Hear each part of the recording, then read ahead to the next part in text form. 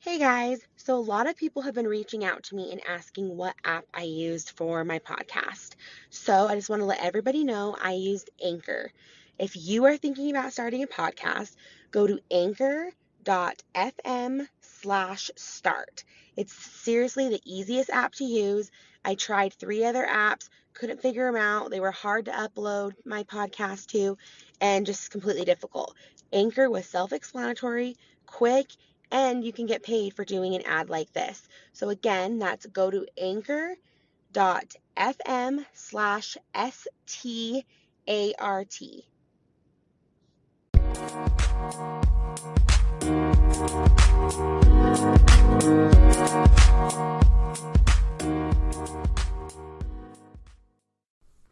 Hey guys, this is Desi, and welcome back to my podcast, Candle in a Dark Room. So I am super excited for my guest today. I am actually in LA for the Together One Heart Badass Do-Gooders event, and I have met some incredible women, and one of them being AnnaLynne McCord. She is best known for 90210 and Nip Tuck. She actually has a foundation called Together One Heart. She has been working with them for 10 years and took over as president actually 3 years ago. So welcome to my podcast. Thank you for having me. Of course. So will you kind of first start off by telling us a little bit more about the program, Together One Heart? Absolutely. So I've been working with the program for 10 years. Okay. I took over as president of Together One Heart 3 years ago. We have a full program, rescue, rehabilitation, reintegration into society. So there are a lot of programs that will focus on the rescue operation or the judicial side or, different programs without necessarily having the fully fledged thing that we have, which is really a lot to do with the founder, Somali mom, who was a trafficking survivor herself. So she obviously knows what they need. She's incredible. She was sold at 12 years old for 10 years in Cambodian brothels. Escaped, got out, got educated, came back and started rescuing girls from the same brothel she was sold in. Has rescued over 7,000 girls since the mid-90s.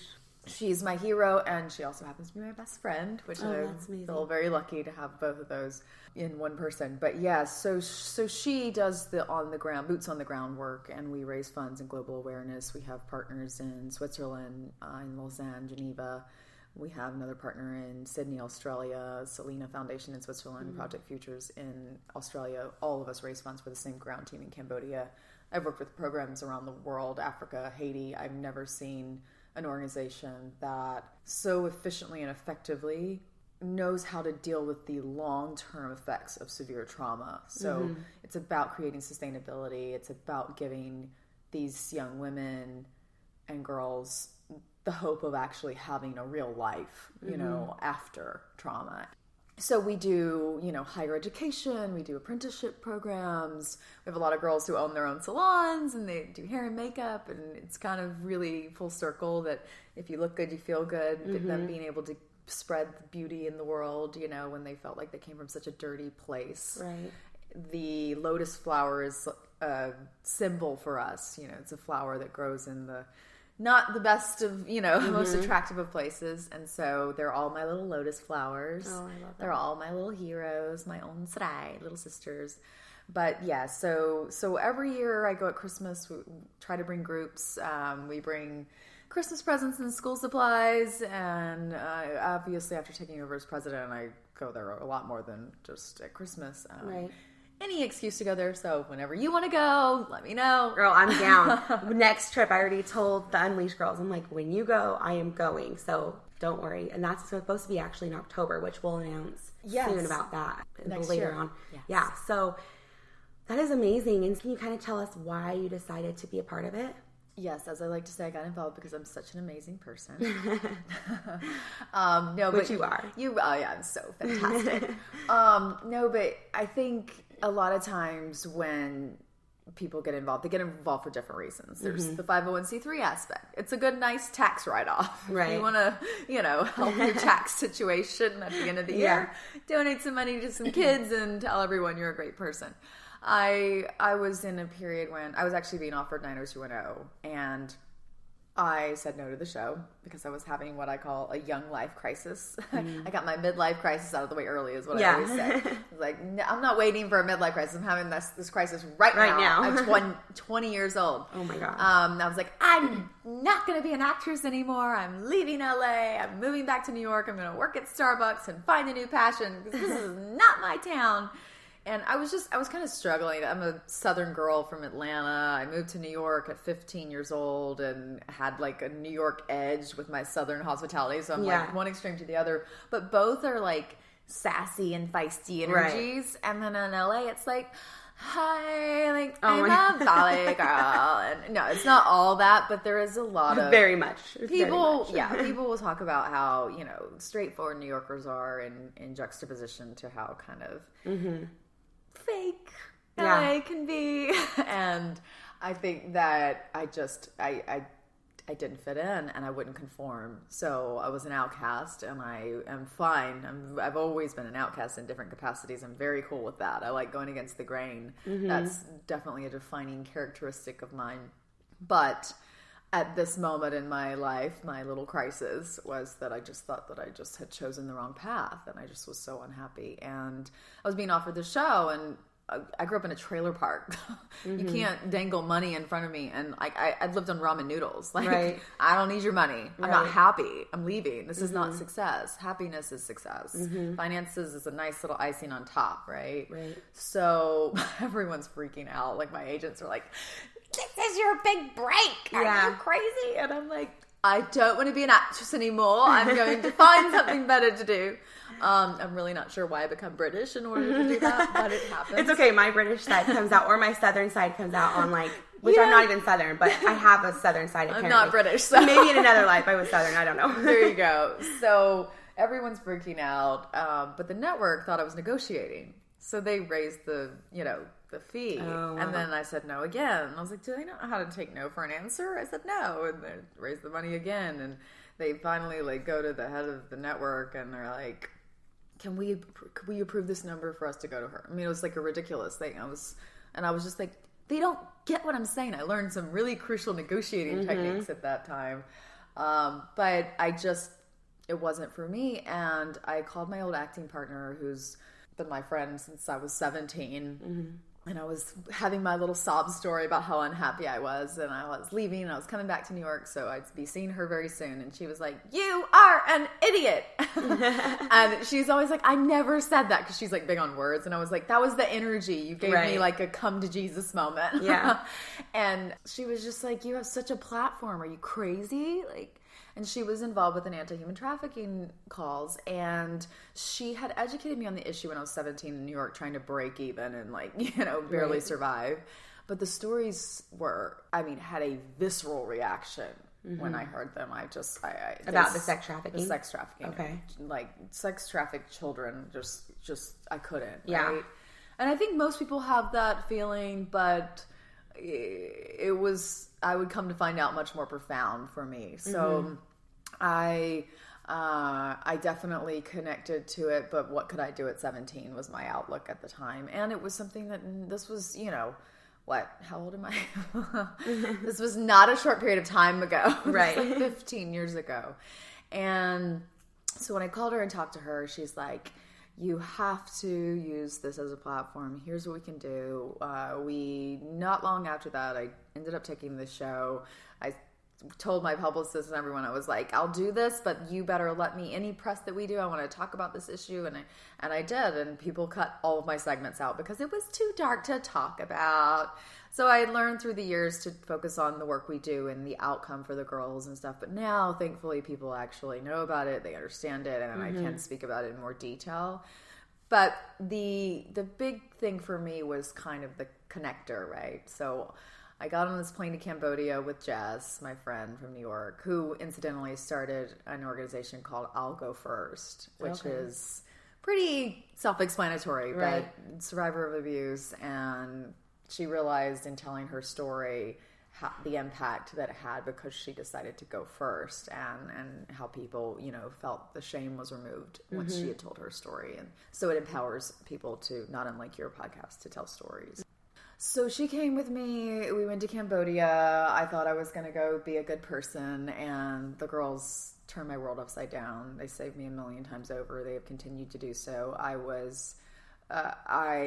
realized that there was a big connection. I was sexually assaulted when I was 19 years old, and I thought, oh, this is so personal to me because of that, and I, it became a healing thing, and I had all of these crazy, trauma symptoms, and outside eyes looking in might see more than, just one incident. Mm-hmm. I only knew that one incident, and so I started doing the work on the rape that I knew about, and the girls showed me forgiveness, self-love. I'm from Georgia.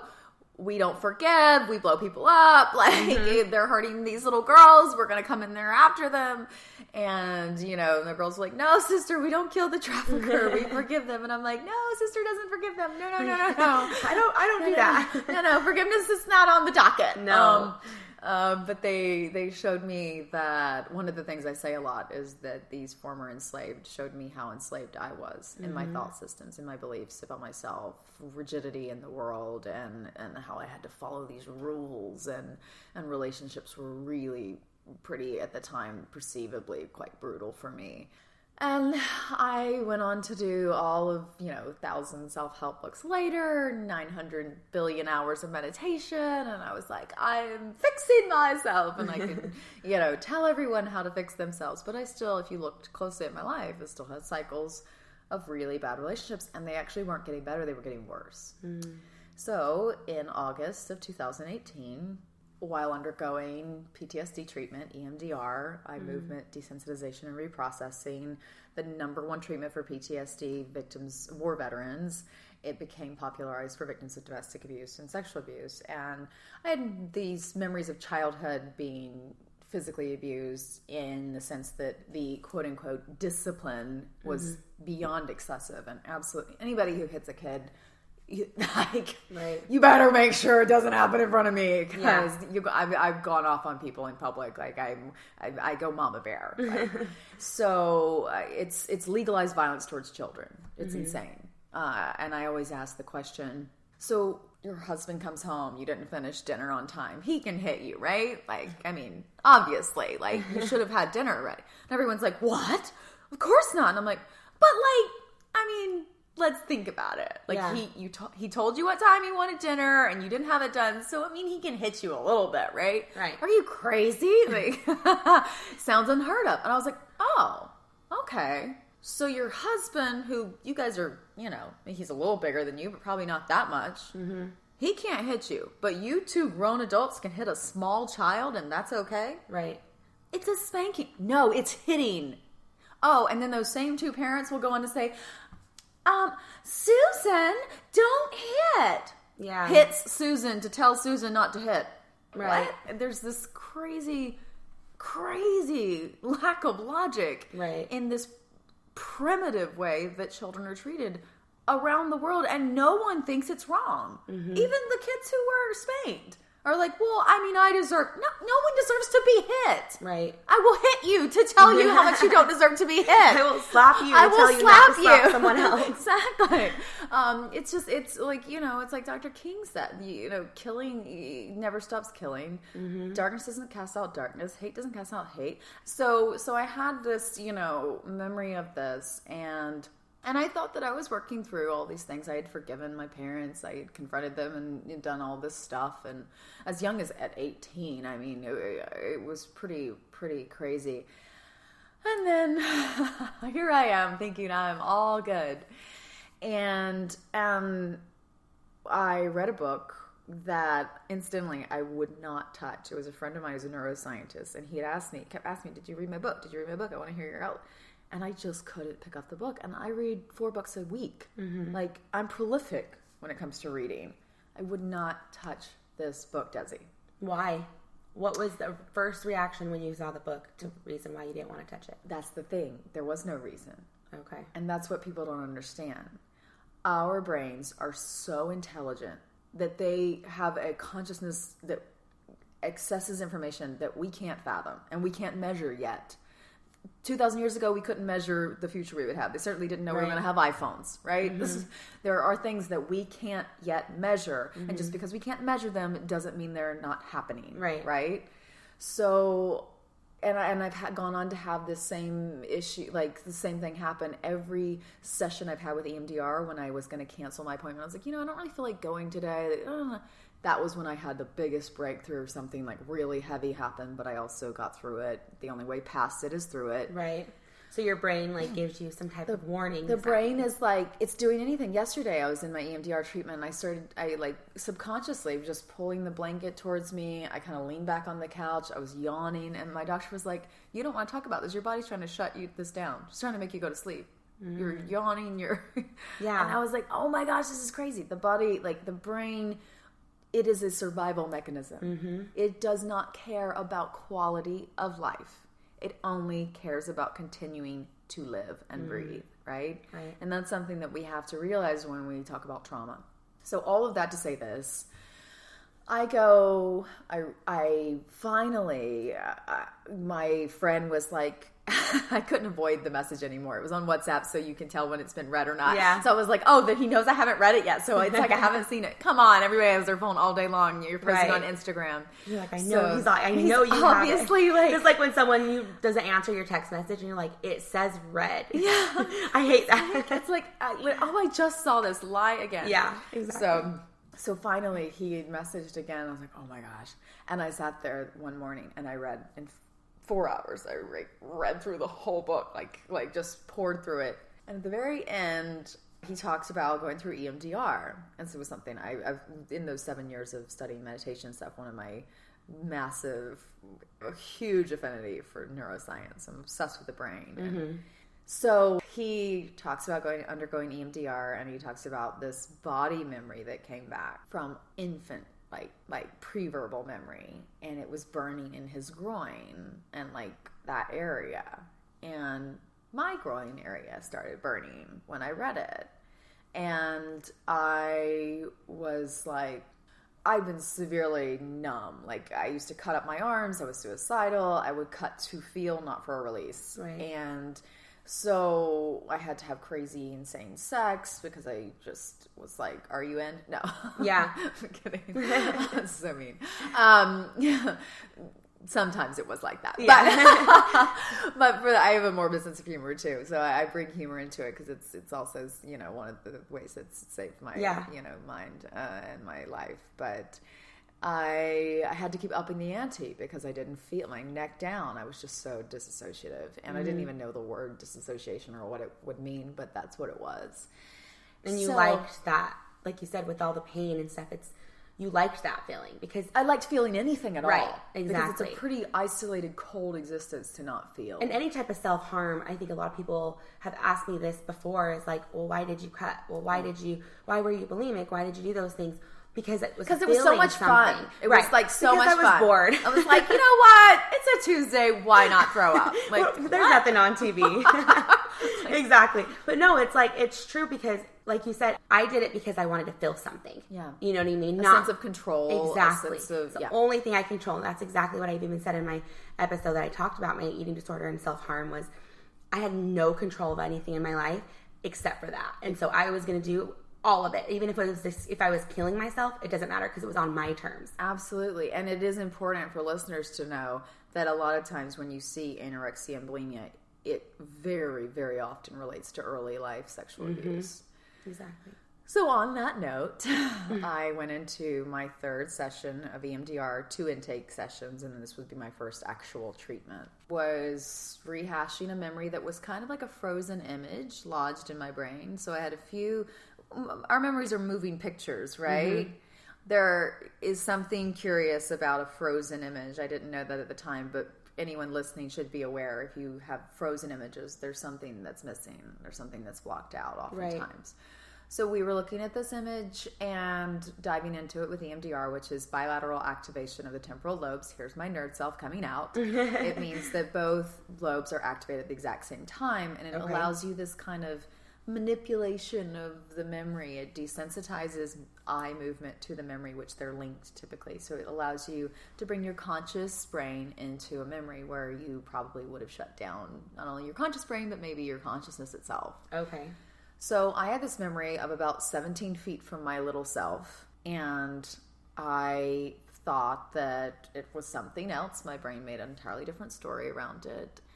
And when I went under EMDR and looked at it, all of a sudden my logical brain was able to look at it, and I'm like, why are my clothes off? What is this person, touching me like, wait, no, and it was, the whole memory flooded. I popped the bubble on the, what I would find out would be, 30 years of hidden trauma, sexual abuse as a child that went on for years and years and years. And it was crazy because all of a sudden my whole life made sense. I mean, when it first hit, I was like everybody's strong rock right before. I was like shattered. I was so shaky and scared, and I felt really small in size, like stature. And I realized I was splitting into a little self. The little self was being activated. Right. I literally felt like I was smaller than I am in real size. Like it was this crazy sensibility that I had of this other self, this little self that had been frozen in time for 20-something years. And piece by piece, I started to uncover memories that were just, the level, like documentary level memories. Stuff of horror films. It doesn't happen to you. Right. It doesn't happen to anyone you know. It certainly doesn't happen to you. And the most profound thing for me was that I would have had a hard time believing it if I didn't have what's called body flashbacks. So they're like seizures in a way. So they're called convulsion body flashbacks. And essentially my entire body would reenact what happened to me. Yep. I would feel the hits like inside myself, the thrusts. I would feel burning down there. My face would like contort into absolute agonizing terror. It would just overtake my entire body, and it was a word. It would be a word or a sound or anything. Smell, exactly. Smell would always trigger mine. Smell. Hey guys, so quick break. So if you came to my podcast launch back in August, you saw one of the vendor booths from the lovely ladies from Clone Apparel. The founder, Alex, was actually a guest on episode 10, Darkness Before Dawn, which was about suicide prevention. They specialize in apparel for every booty, men and women. I can literally go from recording this podcast to the gym to picking up the kids from school and never have to worry about them moving, scrunching, and showing my booty. They are squat proof, moisture wicking, and did I mention super affordable? I'm talking nothing over $40. You can find them on Facebook or on Instagram at Clone Apparel. That's KLON Apparel. And the link to their website is in the bio. If you use my discount code, Candle in a Dark Room, one word, you will get 20% off. So make sure you check them out because I know you'll be obsessed too. Yeah, so what became important for me, and obviously I could very clearly connect the dots as to why I fight sexualized violence against small children, because there it was. I was desperately trying to find myself and save myself, and I didn't even know where to look. I didn't know I needed to look because I didn't remember anything. Right. It was completely blocked out, and it was crazy because it was happening right around the time the whole Kavanaugh thing was going down, the Supreme Court justice who and Trump tweeted out a statement that said, if her assault was so bad, she would have said something by now. I know. I can't even deal when I hear that. But it was something that was so profound to me because this is what people believe. Right. Because it's like you said, it is. Like, people truly uneducated do not understand. Like, yeah, I have had people literally be like, how could you not like just go tell your mom? Well, how could you not tell your dad? He was a police officer. It sounds like you had a great childhood. Congratulations. Yeah, didn't. Exactly. Thanks. Like didn't know I could tell someone because someone told me I was going to die. Well, and like you've even said, we talked about this the other day, no one asked. No one asked. So that's another big issue too, is nobody asked. Even though there were probably, I'm sure, 100% sure, even if you don't remember, there were signs. Yeah. And nobody asked. Yeah. And I know that for me too. There were signs, but nobody asked. Either they didn't ask because they kind of just like dismissed I had someone in the family who told the family that it was happening. And they still... And everybody, like, he was discredited by the person doing it. And everybody believed him over... And I didn't even believe the person in my family who said that it happened to me because I didn't remember it. Right. So the uneducated ignorance of a statement like, why wouldn't you just tell? It literally shows the level of confirmation bias, personal opinion, absolute no authority on the topic whatsoever. I'm like, and what evidentiary findings based this opinion, or this opinion based in? Excuse me. And it's not. It's just in their head they decided based on their personal outlook on life that you should have told someone. Well, thank you very much. Yeah. I wish I would have known that back then. Like it was that simple. Exactly. So there's obviously a lot of misinformation. There's obviously a lot of just lack of education on it altogether. So I'm so thankful to people like you who are using their story. I'm obviously joined you in the front. We have amazing people who are doing this now. Movements like Me Too help immensely. We also have to be cautious because falsely accused people don't deserve that either. And I always say, if you have a daughter and she comes home and she says, "Mommy, I was raped," what do you do? What if you have a son who comes home and says, "Mommy, I was falsely accused"? What do you do? Right. And also, I have both, so those are like both my worst fears. Both your concerns, right? And like the other thing too is this concept that it's only a women and girls issue. I have so many men and boys who have reached out to me, friends of mine, people very close to me that are male that this happens to. This is an issue that doesn't discriminate, right? And it is something that we absolutely must put a voice to, but we have to do it in a candid way. We have to make it where we're talking about it. Look, I was sexually abused, or like there's so many things about that, and saying that stuff is so hard. I couldn't even say the word rape after I was sexually assaulted for 10 months, and when I finally said it, I wish I'd never said the word, and my whole body like went into panic. Yeah. And now I can say all of this, and I'm so grateful to EMDR and anyone who even thinks that they could possibly potentially have blocked out memories, or even if you have your memories, EMDR is such a powerful tool to take away the emotional charge, to be able to speak about it. But also, it is so crucial to find those people. Somali's my hero. My girls are my hero. They showed me how to tell my story. I'll never forget when I finally told my story of the sexual assault for the first time. I've been coming to Cambodia for 5 years. Every time we're there, the girls get up. We rescued a 13-month-old child. I can't eat. The guy had HIV/AIDS, but because of the presence we have in the country, we were able to get her within 72 hours, get the treatment for her. She has come back. All of her tests are negative for HIV. Thank God. But this is this is this is around the world. It's a global issue. Trafficking, but also obviously the sexualized violence of children is so widespread. It's just unbelievable. Oh, it's so big. And honestly, that's why for me it was so important to do my podcast, because child sexual abuse isn't talked about. It's so taboo. And people get uncomfortable. I'm like, you get uncomfortable? Imagine it happening. Right, exactly. Like to you.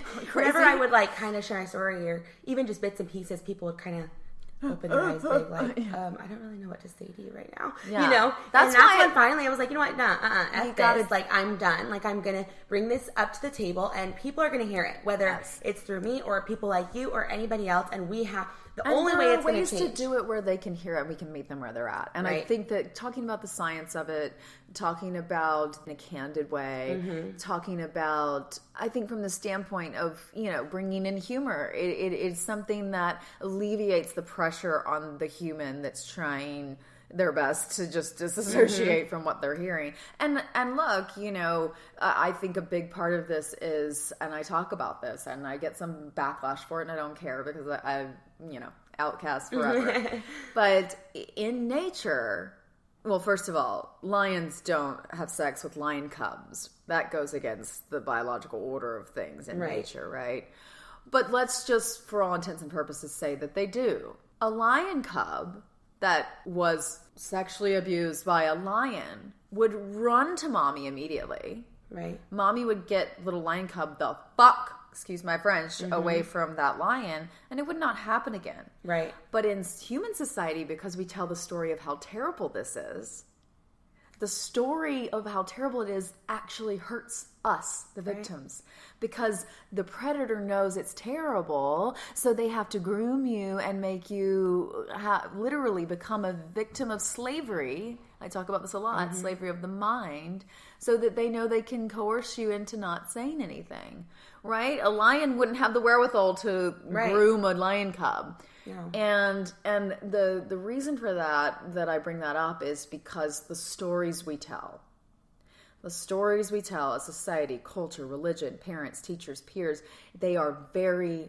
very dangerous things. They can be amazing things when we tell the story of human rights. But when we tell the stories that keeps victims silent, and that includes the stories of how terrible rape is, it just is bad. You feel it in the present moment. We don't need to talk about how terrible it is. We need to talk about it in general and what we can do to stop it. Let's not waste our energy on labeling it. Let's take the taboo off of it. Not say it's good or bad. Just say let's fix it. Yep. Let's stop this. Let's stop this.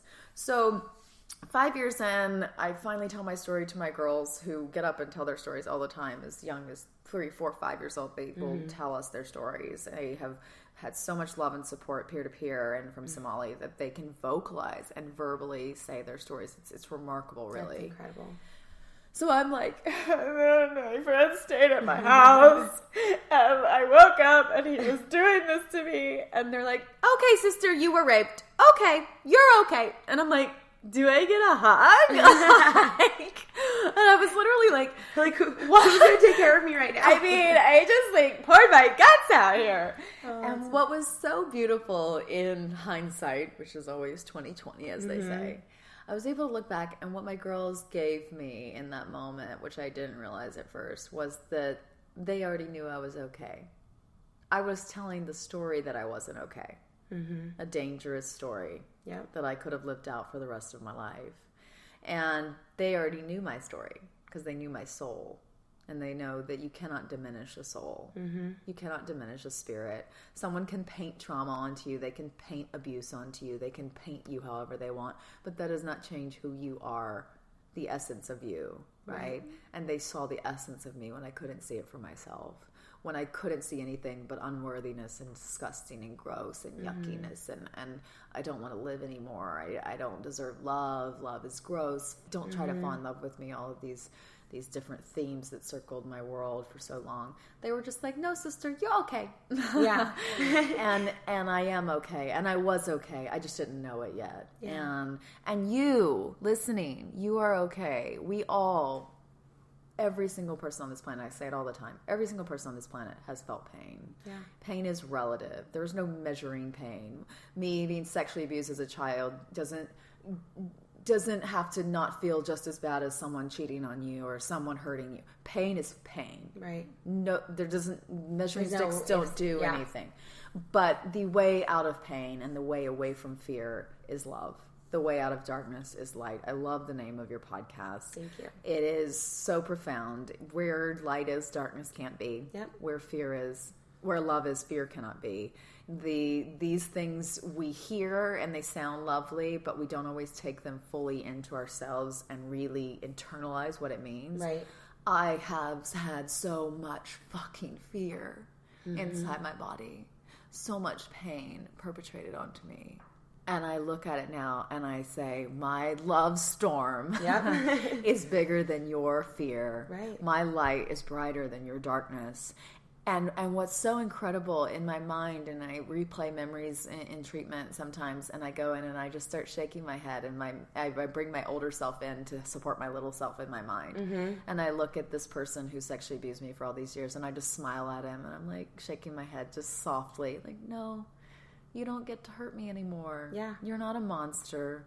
Whatever happened to you, and I'm sorry that took a precious little boy and turned him into the person that you became.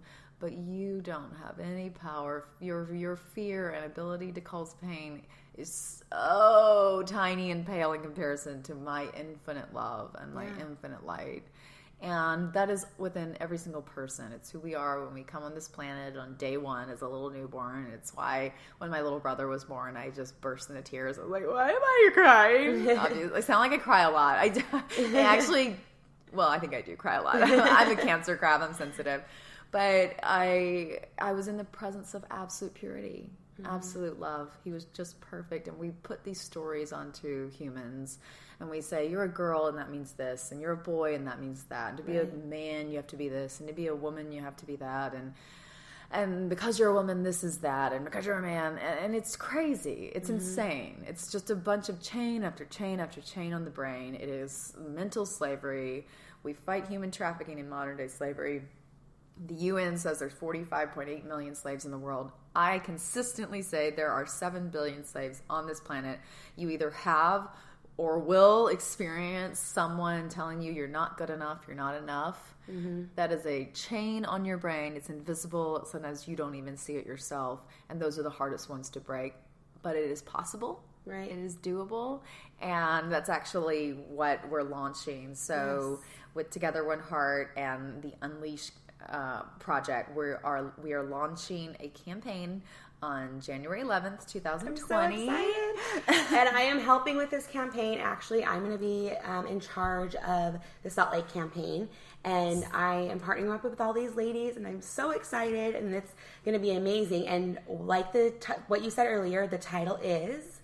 It's the Love Storm Tour. Get ready. We are going to storm this planet with love. Get rid of the fear and the darkness, and we are going to bring love and light, and it's going to be incredible. And it's not like hippie tree hugging stuff. So anybody who's all jaded and like middle fingers to the sky, we're badass do-gooders. We're gonna F shit up with love, and that is, I think that's a big part of this. I don't want people to feel excluded because they don't subscribe to the love and light. I look at me. I wanted to blow up traffickers until my girls showed me a different way. Right. So if you want to blow people up, come with all the love that's behind your desire to blow things up. We'll figure the rest out later. And just don't do it. Blow it up with love. Exactly. But yeah, the Love Storm Tour, we're going to kick off. We're going to go to cities around the world, and so amazing. I'm sure Desi will tell you all about it, but for now, that's a we're still figuring it out. That's the teaser. The rest is, in the works.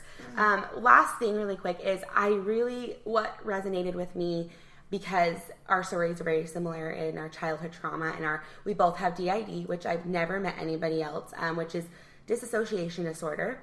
And like she said, when you dissociate and you reenact your abuse and you feel the pain physically, I would turn purple because I was getting punched in the stomach. I would stop breathing because I was in my head. He was holding a pillow over my head. Yeah, my throat started to close up with the rope that I remember having around my neck, and the rope lifted me up. 31-year-old adult lifted me up and toppled me over backwards. Oh my gosh. And I literally, it's what, the Catholic Church is over there giving exorcisms back in the day. Yeah. Probably because some of their, DID was coming through. Exactly. Yeah.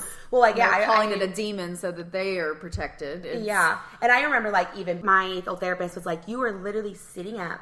And I remember her telling me that I would just fall to the ground as if I was being held that happened down. To me a million times. I remember coming out of it and my wrists burning. Like I said, having pain, like somebody just broke my ribs again. And it's a horrible disorder to have. And have and not know what it is. Exactly. It can be so scary. I'm so lucky that I had done the research on neuroscience. And it is why it is one of my missions to educate on the science side of it, so you're not crazy. Yeah. That's another thing. Like, the victims are already dealing with all this trauma, and then they think that there's something wrong with them in the way, and your body must do this. Do not shut this down. If it happens, I let it play out every single time, because what's happening is your nervous system is resetting.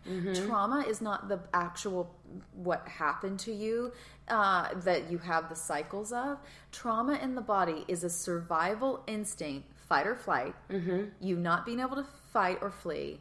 trapped inside your body. There's so much science on this. We could do another podcast and talk about that. Yeah, we'll have to talk about that. And then, like I said, last thing is the thing that you said about apologizing to your little self.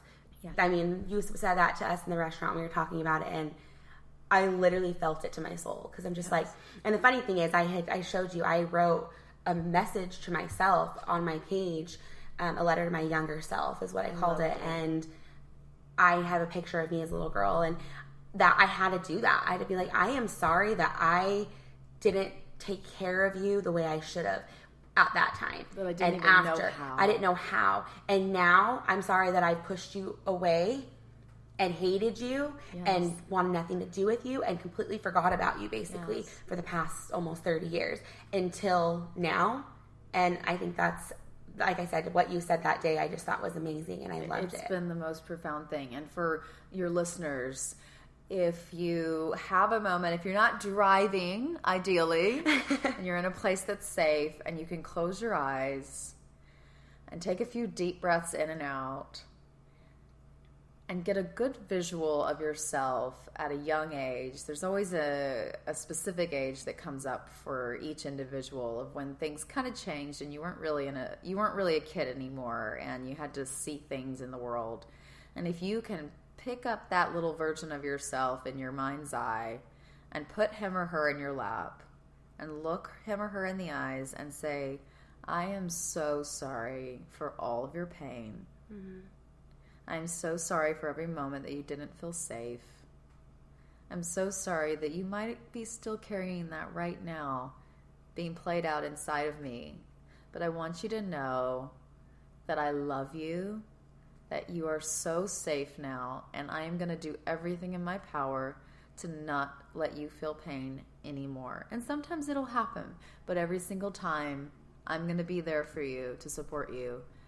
If you can do this with yourself, and again, it doesn't matter what the pain is, our inner child, our inner self needs to be validated. Mm-hmm. And when we validate it, that lets us let go of the story. Right. That means that we actually don't have to be perpetually victimized in the prison of our own mind. Because we're acknowledging it. We're acknowledging it. We're bringing light to it. The darkness goes away. Mm-hmm. And the trust that you build with this beautiful little child inside you becomes this incredible relationship. And no matter where you go, you're no longer alone, because you have you and her or him.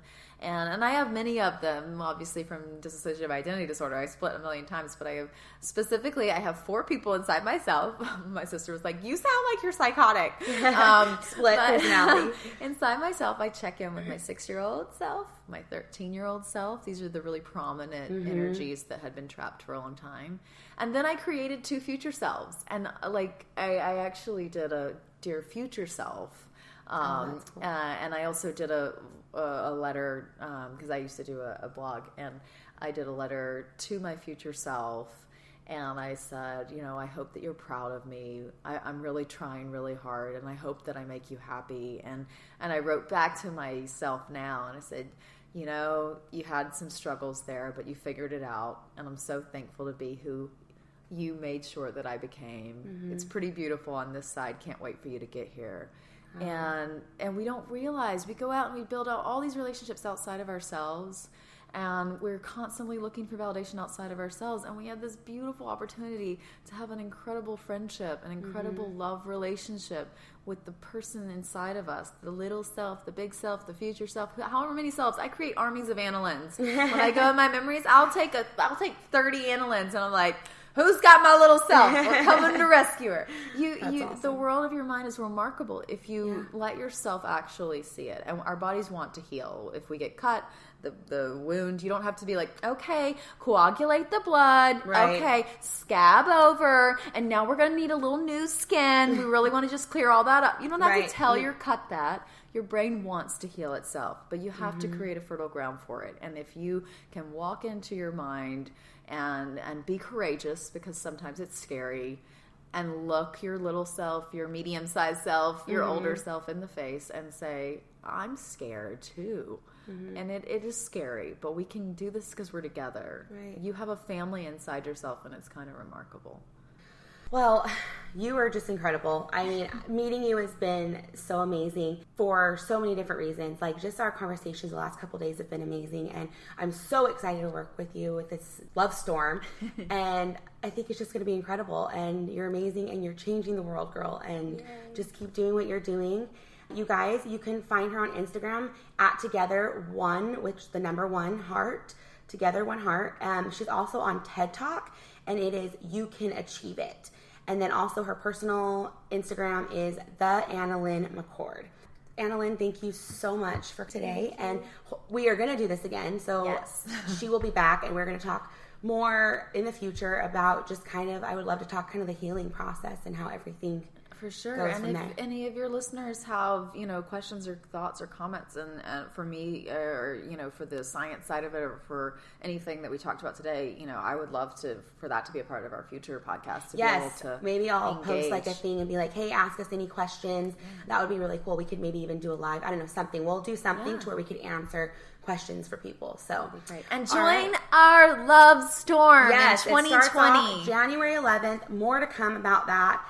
Thank you guys for listening. Please follow my page at Candle in a Dark Room and my